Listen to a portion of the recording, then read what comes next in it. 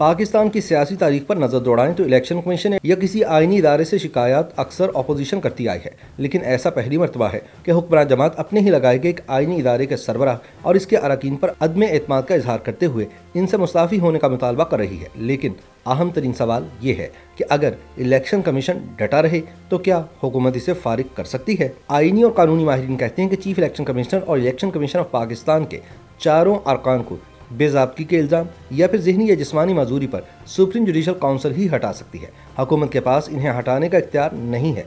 जो आईनी तरीक़ाकार आला अदालतों के जजेस पर लागू होता है वही इलेक्शन कमीशन के सरबराह और अरकान के लिए भी है, जिसके लिए सुप्रीम जुडिशल काउंसिल को रेफरेंस भेजना होता है। हुकूमत के पास चीफ इलेक्शन कमिश्नर और कमीशन के अरकान से छुटकारा पाने के 3 तरीके हैं। अव्वल वो खुद मुस्ताफ़ी हो जाएं, दोम वो इंतकाल कर जाएं या उन्हें सुप्रीम जुडिशल काउंसिल की जानिब से बेज़ाब्ती का मुजरिम करार दिया जाए।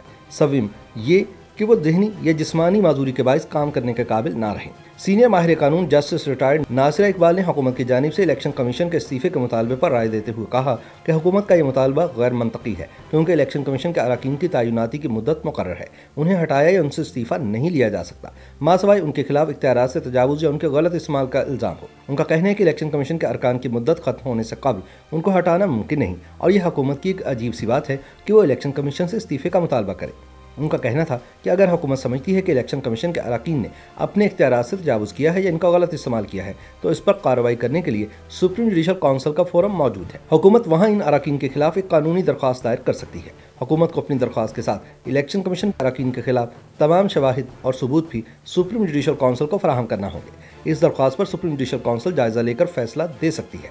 जस्टिस नासिरा इकबाल का कहना है कि इस वक्त की सियासी सूरत हाल ऐसी है कि हुकूमत और अपोजिशन में भी तनाव है।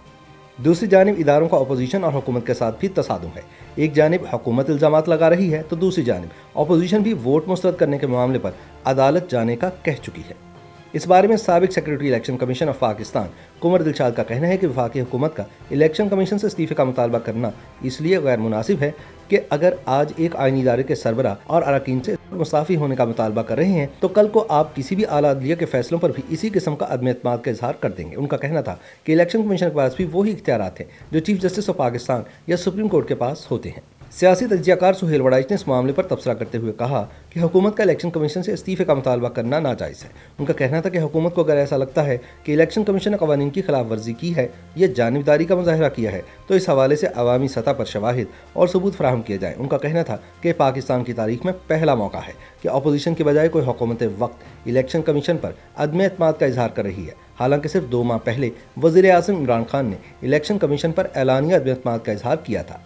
उनका कहना था कि दरअसल ये सारा मामला डस्का के इलेक्शन से पैदा हुआ है। हुकूमत इलेक्शन कमीशन पर दबाव डालने की कोशिश कर रही है क्योंकि आप डस्का के इलेक्शन में कुछ गड़बड़ करना चाह रहे थे और इदारे ने आपको रोक लिया। सुहेल वड़ाइच का कहना था कि हुकूमत को डस्का के द्वारा होने वाले ज़िमनी इंतखाब में शिकस्त का खतरा है, इसलिए ये शोर मचा रही है, वरना ऐसा शोर ना मचता।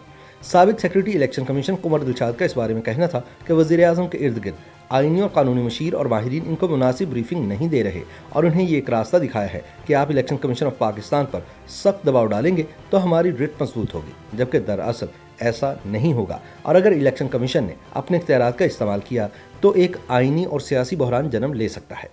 कुमर दिलशाद का कहना था कि मौजूदा हुकूमत ने पिछले chief election commissioner justice retired Sardar Raza Khan के साथ भी इसी तरह पंगा डाला था। उनको तो एक दूसरी हुकूमत ने तैनात किया था, लेकिन राजा सिकंदर सुल्तान का नाम तो वज़ीर आज़म इमरान खान ने खुद तजवीज़ किया था। इसका मतलब है कि खराबी दरअसल हुकूमत की साइड पर है। कुमर दिलशाद का कहना था कि अगर इलेक्शन कमीशन ने शफकत महमूद की प्रेस कॉन्फ्रेंस में वफाकी वज़रा को नोटिस जारी कर दिया और वो पेश ना हुए तो इदारे के पास तौहीन अदालत की तरह के इख्तियारात हैं और वो नाअहल करार दे सकता है। इससे हुकूमत को नुकसान नहीं होगा और इसका नतीजा अच्छा नहीं निकलेगा। वफाकी वज़रा की जानिब से इलेक्शन कमीशन पर सुप्रीम कोर्ट की हिदायत पर मुकम्मल अमल दरामद न करते हुए ओपन बैरल के लिए कोई तरीकाकार वज़ा न करने के इल्ज़ाम पर बात करते हुए कुमर दिलशाद का कहना था कि सुप्रीम कोर्ट ने नहायत उम्दा राय दी थी, जिसमें कानून साजी के साथ साथ किसी ऐसी टेक्नोलॉजी अपनाने की राय दी थी जिससे हॉर्स ट्रेडिंग का सद्देवाब किया जा सके। इस पर इलेक्शन कमीशन को आइन के तहत सीक्रेट बैलेटिंग को भी मद्देनजर रखना है और इलेक्शन कमीशन महदूद वक्त में बैलेट पेपर में किसी किस्म की तरमीम करने के वसाइल और इख्तियारात नहीं रखता। उनका कहना था कि इलेक्शन कमीशन बिना इख्तियारात और कानून साजी के महदूद वक्त में कैसे काम कर सकता था, लिहाजा उन्होंने हुकूमत की राय पर मुस्तकबिल में टेक्नोलॉजी का इस्तेमाल करने के बारे में एक कमेटी कायम कर दी है। उनका कहना था कि हुकूमत के मौक़िफ़ के मुताबिक अगर इलेक्शन कमीशन ने कोई अदालती हुक्म की खिलाफ वर्जी की होती तो सुप्रीम कोर्ट खुद ही इस पर एक्शन ले लेती। इलेक्शन कमीशन ने हुकूमत से बारहा कानून साजी करने का कहा जो आप नहीं कर सके और अब इलेक्शन कमीशन पर इल्ज़ाम आयद करना गलत है। इस बारे में सुहेल वड़ाइच का कहना था कि यह हुकूमत की जानिब से सुप्रीम कोर्ट के फैसले की तशरीह की बात है। अदालत उस्मा ने ऐसी कोई हिदायत या राय नहीं दी थी कि आइन की खिलाफ वर्जी की जाए। आइन में वोट की सीक्रेसी बहुत वाज़ेह तौर पर बयान की गई है। हुकूमत ओपन बैलेटिंग कराना चाहती है और सुप्रीम कोर्ट के फैसले की तशरीह ऐसे कर रही है जैसे इसमें ओपन बैलेटिंग का कहा गया है, जो कि गलत है। सुप्रीम कोर्ट ने ऐसी कोई राय नहीं दी और इलेक्शन कमीशन आइन के तहत काम करने का पाबंद है।